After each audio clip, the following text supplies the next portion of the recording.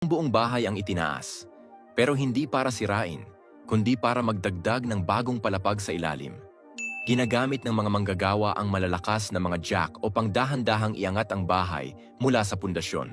Pagkatapos, pinapatibay nila ang istruktura sa ibaba at pinalalawak ang espasyo.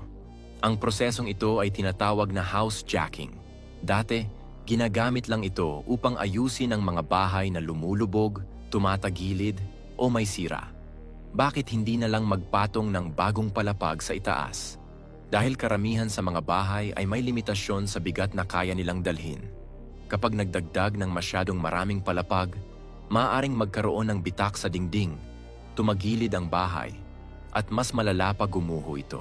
Ngunit kapag inangat mula sa ilalim, hindi lang nito pinapatibay ang pundasyon, kundi mas pantay rin ang distribusyon ng bigat, kaya mas ligtas ito para sa buong istruktura.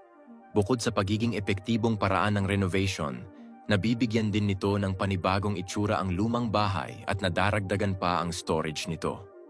Mukhang maraming matutuwa sa ganitong solusyon. So guys, meron tayong na-discovering bagong laro. Ito ang PHL Ruby. Dito ako kadalasang naglalaro sa Super Ace. Magbe-bet lang tayo ng 100.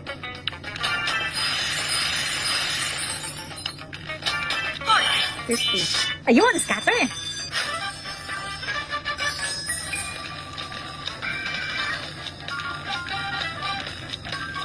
Double! Diamond 4 times! Jack! Double! 360, 240, Double! 40. So, ang kalungan natin guys ay 720. So, kung gusto niyo rin ito guys, nasa comment section ng link.